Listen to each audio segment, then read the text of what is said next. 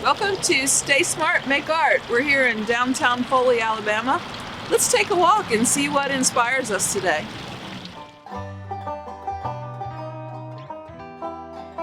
In this series, we will discover the local lore and history of our communities and create artworks based on different locations. After visiting South Alabama with my daughter, who was attending college in Birmingham, I retired from teaching and relocated here. I get up every morning and head to my studio to create drawings, paintings, and sculptures inspired by my beautiful surrounding. I'm getting very involved with the art community and find that everyone here is very welcoming.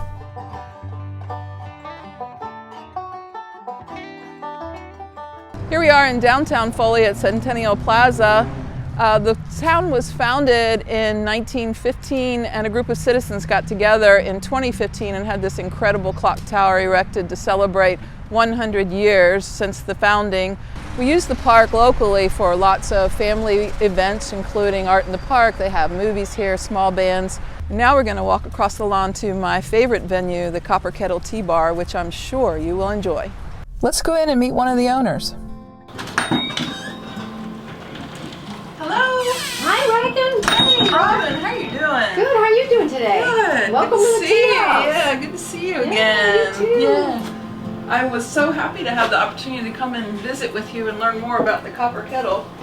Well, remember I did the painting of the kettle, and I love it. Yeah, I had so much fun doing that. And I remember stepping in, and I just thought, this is magical. The ambiance and it has a Victorian vibe. You feel like you're stepping back in time when you come here. Mm-hmm. And I know that we had chatted briefly about your clientele, and you had said that you have grandparents and parents, and now they're bringing their youngsters in here to share in this. So it's truly a magical place to come. So I wanted to get some of your input as to how you got started and the history of this building in particular, because I know it has a lot of history. And just share with our viewers your experience with the Copper Kettle journey. Well, it's a long story, so we're going to make this short. Okay. But it's my sister and I started in 2005 with our original tea room here in downtown, and we were transplants. We moved here, we had vacationed here, we had a lot of great memories. So we had an original tea room, but this particular place didn't come available till 2014. Okay. And we had been looking for a building, and I'm a history person. Anyways, I love the history of places. When this town was established, there was something like 30 different cultures and religions that settled this area, which I thought was really unique for a beginning history, because it already was very diverse. Very steeped in history to begin with. And like you said, you were transplants, so it sounds like the founding fathers were all transplants. Yeah. Right. So that was the beginning of the journey. But here was interesting because I live right in downtown, and we always walked the park, and there was this little building and nothing was ever in it. And we always talked about how it would, right here in the park, that would be such a unique little coffee shop or tea room. Just by chance I happened upon it and met with the couple that owns it, and I love their story. Their story is they both grew up here. This street was full of business and buildings. It's called Chicago Street from what I've been told, because he was from Chicago and his friends that came from Chicago, so they opened up their business. This was the hub of downtown, being the train station. This little street was lined with businesses. I do happen to have a picture of it here. These were all the buildings. You can see there was a lot going on. Yeah. Look at that. What's this? Do we have a date on this one? There's no date, but we're probably thinking, late 1800s, early 1900s. Is this street as it's situated? This street. Oh, this is this little building right here. Oh my goodness. Yeah. So these were kind of look like more like storefronts or establishments. One you could tell was a hotel restaurant. And I really don't know what these were, but I do know that in the 1930s, I was told the men that worked for the railroad lived in these little shotgun houses. Oh, okay. And this is the last one left standing. There was a lady who raised 6 kids in this house. Yep. And the kids, they come now, they're probably in their 70s, 60s and 70s, and they come with nieces and nephews and grandchildren and tell us stories about them. Yeah, what a legacy. There is a lot of history, and we have to appreciate what the people that came here that made it what it is. For me as an artist, I very much want to revisit these locales and kind of nurture that experience for the viewer again, to come back, and maybe if they look at a drawing or a painting I've done, maybe they'll ask that next question, well, how long has this building been here? Yeah, I think just respecting what is here, but also being creative enough to bring in what's going to work for the next generation. Right. I love that aspect of the kettle. Well, the kettle wouldn't be the kettle without that. My sister and I pay the bills, and our name is on everything, but this is really belongs to the community. It does. It really does. It wouldn't be here without the people that help and donate and work, and everything in here, almost everything in here really has a story. So you all got started in 2014? Yes, here. And what kind of vision do you see? I know you've just opened a new establishment. I've been there and I love that. I taught a class there. And that has a similar vibe. It's a little larger. I know the kitchen's a little bigger there. Is that something you want to expand on? Are you going to focus on these two restaurants for a while? Because I know those are both big undertakings. It's an interesting thing because our vision does sort of evolves with the changes in the community. We've been here 20 years now, and we've been serving tea or coffee and food in some capacity, my sister and I. So we're not locked into this vision. What we do stay true to is the heart of why we do what we do, and that is just being travelers here ourselves at one time, helping to make people connect and appreciate the relationships, because relationships you've built so many through this endeavor. Yeah, I think that's probably been the most rewarding part of what we've done. It's important to keep these places alive with building community in downtown areas. Right. Well, good for you. I'm amazed. I'm working on a sketch that I'm going to turn into a watercolor painting. I love the one you did earlier. It's amazing how fast you do those. Seeing places through others' eyes is I think not only important for art, but it's just important for us to be a community, is that we all see things a little differently. The Shire, of course, was painted by a local for our Hobbit tea, and the door was made by another local artist for one of our events. We never intended it to stay up there all that time, but people had a fit when we took it down. Yeah, it's a landmark. So this whole picture is a picture of the community's work.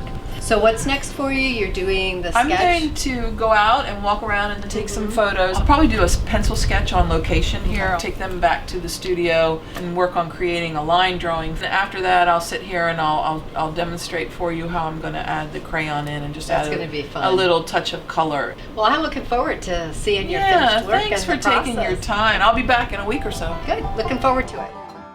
After I take some pictures and get set up and get a good idea of the composition, then I get my materials out. For this drawing, you'll just need a basic set of drawing pencils, or just one, even just a regular school pencil. It's always handy to have a pencil sharpener, some type of eraser. I just like a kneaded eraser because it's soothing to hold it and squish it and squash it. Have a paper towel close by in case you want to do some shading. Look at your subject. You want to get a good handle on the overall proportion, and one way you can do that is to take your pencil and begin to measure. And a lot of times people don't take time to do this step. This building, when I hold it, the pencil here is exactly 1 pencil wide. If I turn my pencil vertical, I see that the height of the building is almost, I would say, 7/8 of the whole pencil width. So that gives me an idea that the height is almost equal to the width. I'm going to start with a sketch. A sketch is a light, super light drawing. And the one thing about drawing that people don't understand is learning to draw is really about learning to see. And when you learn to see in terms of big basic shapes hiding inside, you can pretty much sketch anything. When I'm sketching, I don't erase. You're searching for the line. You're searching for that right shape, that right line. You don't have to spend a lot of time making corrections, because when you erase the wrong line, you lose the right line. And when you're sketching over top of your mistakes, you're finding the right line. So it's really a process by which you're searching.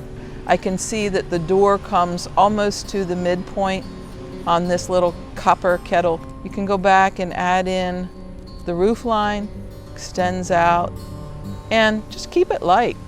Hard part for beginners is finding those little perspective angles.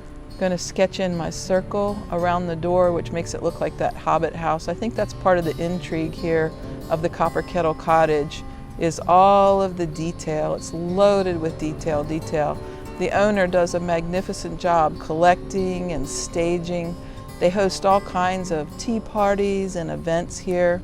I'm going to begin to sketch in lightly some of this foliage in the background. I like to use the side of the pencil, and you'll see how very quickly we start to get the action or feeling or the mood of the trees and the lighting surrounding the kettle.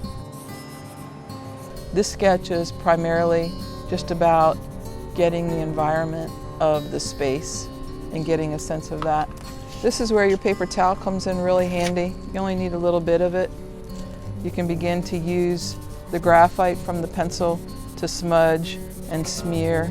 You can actually draw with the smudgy smeariness. After I get my basic concept drawing done, I like to take it down yet again. I get the paper towel, soften all this up. And a really great technique I like to teach my students is to learn how to draw with lights as well as dark. So I'll actually take the eraser and begin to pull out some of those hot spots. I can pull out a little bit of the color of the kettle, pull out some of those lights. A variety of lights and darks called value in the drawing is always going to make it create the illusion of space more and help the viewer to see what you were seeing. So we're going to drive back to our studio and we're going to show you a few sights from our local community as well.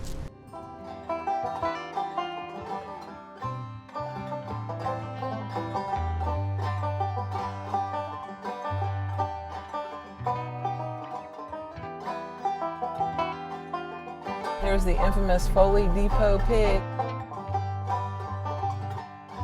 Recently just remodeled my studio space, so I'm anxious for you to see that. I'm so fortunate to have a studio space. I've never really had a dedicated studio space, and I just get up and go there every morning, and as long as I'm making something, I'm perfectly content with that.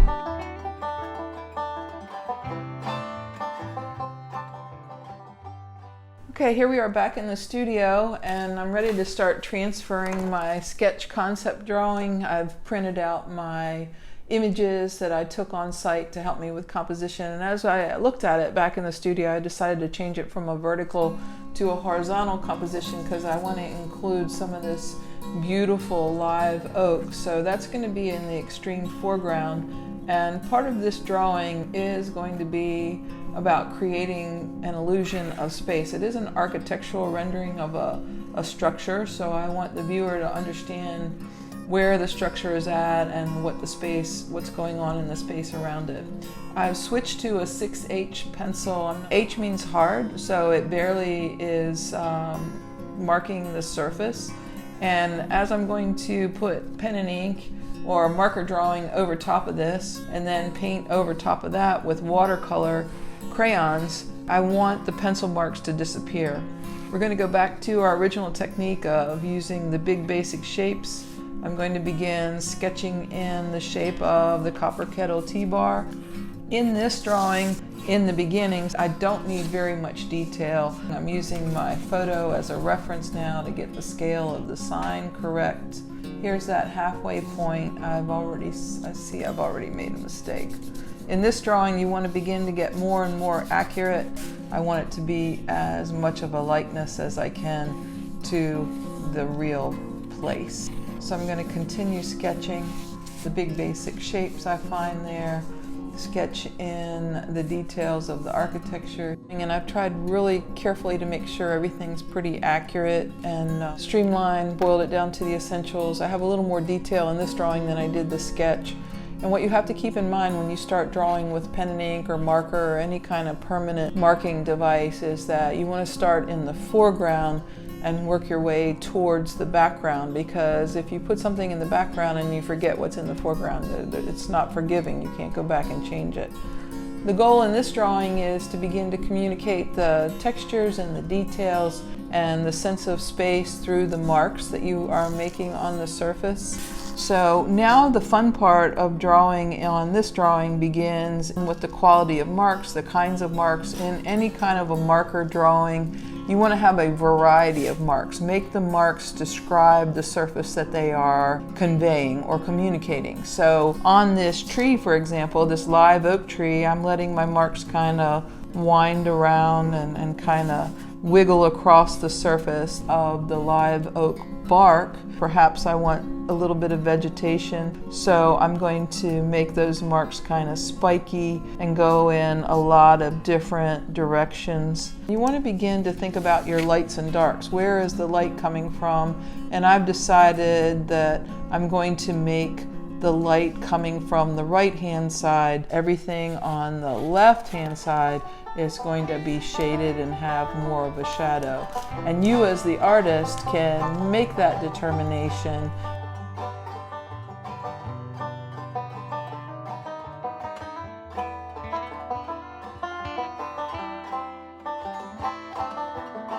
And I'm having a lot of fun with these marks and these lines. They can be almost design-like and abstract, and I can just kind of have fun with it and play with the marks. Ragan, welcome back to the Kettle. I'm so glad to have you back and see what you were working on. I finished the pen and ink drawing, and I'm really happy with the way it kind of captures that vintage quality. I tried using a variety of marks to create lights and darks. Thank you. It's fantastic. It just gives such a, it's like you just want to walk into it. It's fantastic. And you know, it's been really interesting because over the years I've had different artists do sketches, and you've even done a painting for me. We did the one acrylic painting. And each one sort of comes at it with a different lens. Yeah. Yet it's the same building, and I love it. I'm glad you're enjoying it. Yes. Today we're going to add some watercolor medium. So we are going to put the color to it. Yeah, we're going to add the color. Instead of using paint pans with traditional watercolors, I love the water-soluble crayons because it's immediate gratification. I can lay down the color very quickly. You just go into it with a wet brush and brush over it, and it really gives you that fresh watercolor quality. You have to work from lights to darks. It's very unforgiving. Now that's interesting. Yep. I've always wanted to learn how to do watercolor. When I look at paintings, I love the look of the freshness and the vitality. Someday I'm going to learn how to do that. It looks fresh and it looks spontaneous. It's a little, you have to slow down and be a little more thoughtful. I think for all the mediums, this is the one people really need to practice the most because it's the least forgiving, I find. But once you find that perfect color and once you learn your palette and capture that perfect color, that's the magic in watercolor painting. I always start with 2 water buckets because I've seen many people paint with the same water they rinse in. So if you're painting with muddy water, your painting's going to end up looking muddy. So when you start your painting, where do you start from? Do you pick a main piece that you start with? Or? Most people want to go right for the main subject. Yeah, that's what I would think. Yeah, or maybe the corners or something.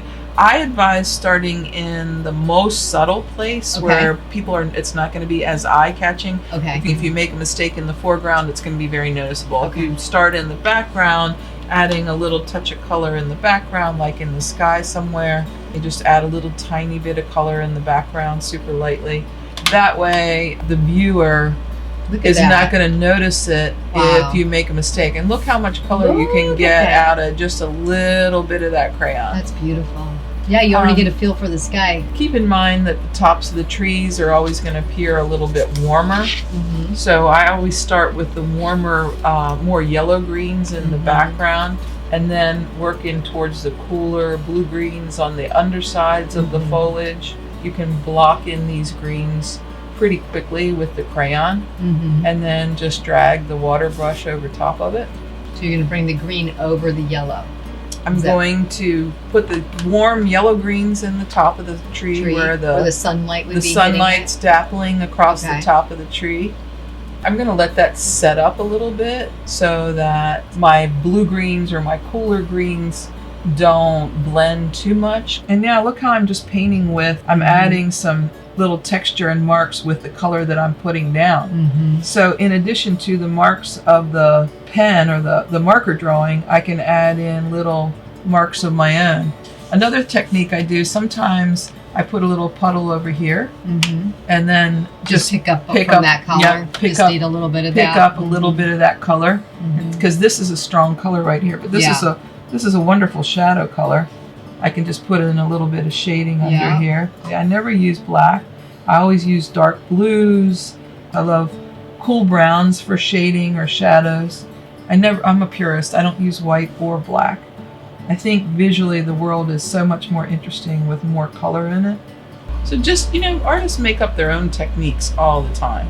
So you're just making up your techniques and experimenting. And the techniques I'm showing you are techniques that have worked for me, but you might invent your own technique that works perfectly well for you. I put a little too much color right here. One way to make a correction is to put a little bit of water on it. It won't pull all the color off, but if you need to pull some of the color off, you can kind of subdue it.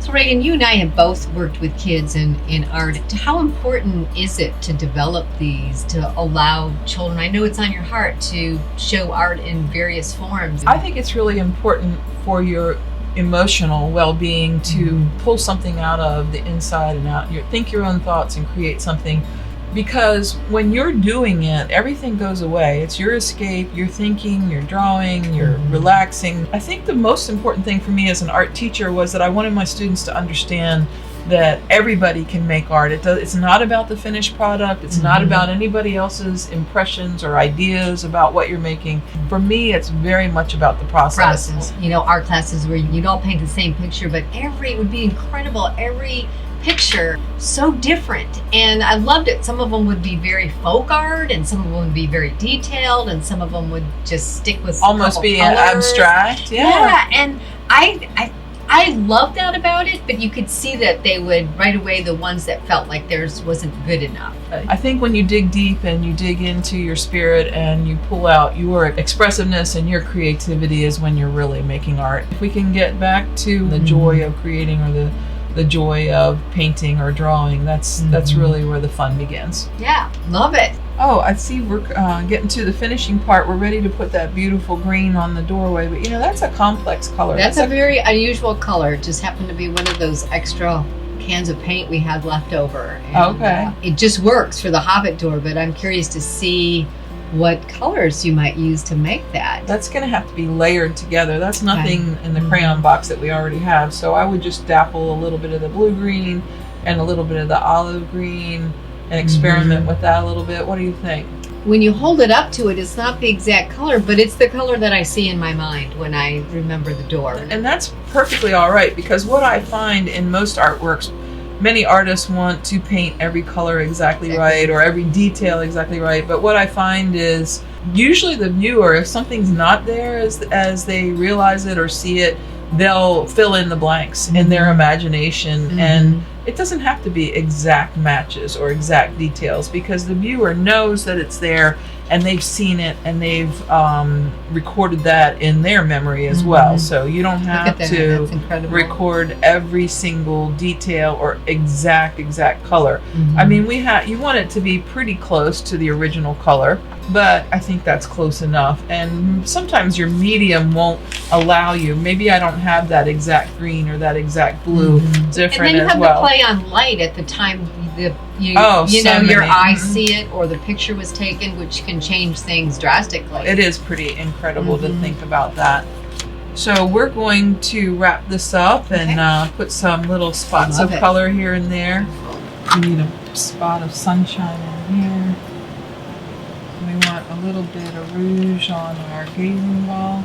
I'm gonna leave that. Remember that little we said about saving the white? See how there's that little white reflection on there? I don't want to fill it in. I want to leave that. Yeah, like the sun's hitting it. The key to success with watercolor paint is not to overdo it, because less is more. Part of being an artist is knowing when to stop. That's an important point. I think that's a good point in anything. in most of life, knowing when to stop. We like to overthink and overdo, and well, you get so caught up in it, and it's so fun. You just want to keep going and going. That's true too. Wow. I think that's enough. I think if I do any more, it's going to get too heavy-handed. Oh my goodness. And it's so interesting because it changes the whole mood, adding the color to it. This has been a really joyful process. It's fun to learn about local history, getting to know you as a local business owner and what your priorities are and your mission is. and then having the opportunity to create a work of art that I think we can share and with the community, and I think that a lot of people will enjoy it. I do too. I mean, the stories and the photographs and the paintings of this area will go on long after we're gone Exactly. from the area. So Exactly. they are sort of foundational to who we are and who we're becoming.